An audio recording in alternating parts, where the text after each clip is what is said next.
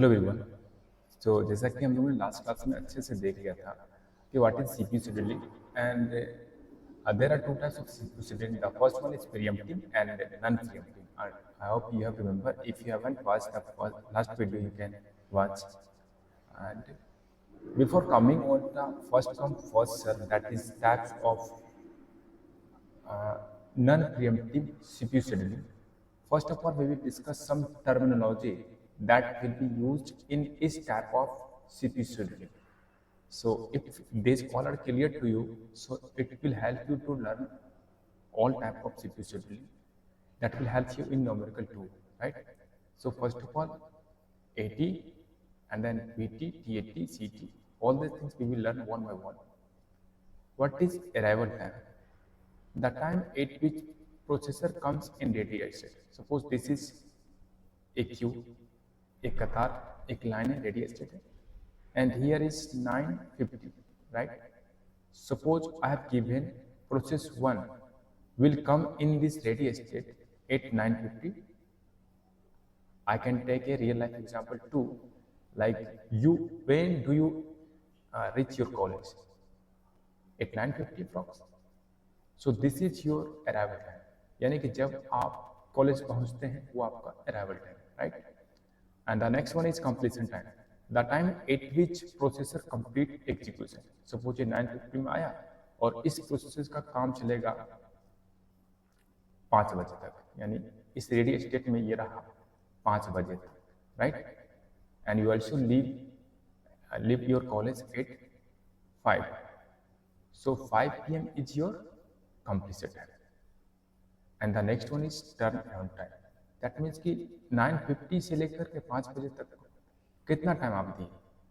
That means the difference between completion time and arrival time is known as turnaround time. यानी 5 बजे से लेकर के 9:50 के बीच में आप लगभग 7 घंटा और 10 मिनट दिए, राइट? यानी 7 घंटा 10 minute is your turn around time. इस फॉर्मूला से भी आप डिफरेंशियल बना सकते हैं. And the next one is waiting time. अभी वेटिंग टाइम क्या होता है? Difference between turn around time and burst time. तो we don't know what is burst time. So first of all we will learn what is burst time because we know turn around time very well. Turn around time that is completion time minus arrival time. Completion time minus arrival time is turn around time. So we don't know burst time. So first of all we will learn what is burst time. So here is burst time. The amount of time required to complete execution of process. यानी कि really में एक process को करने में कितना समय लगा. सपोज एक स्टूडेंट आया 9 बजे, गया 5 बजे, लेकिन रियली में उसका कितना पढ़ाई हुआ. बीच में तो 1 घंटा लंच भी तो हुआ था, बीच में 1 घंटा लंच भी हुआ था, यानी पूरा घंटा रहा हुआ, लेकिन बीच में 1 घंटा वेट किया. हो सके कि लंच के बाद लैब वगैरह नहीं होता है तो 1 घंटा और वेट किया, यानी वो रुका 7 घंटा 10 मिनट कॉलेज में, लेकिन उसमें से 2 घंटा क्या किया, वो वेट किया. ठीक है ना? और बाकी जो बचे थे यानी 5 घंटा 10 मिनट, एक्चुअल में उसका काम 5 घंटा 10 मिनट में ही हो जाता.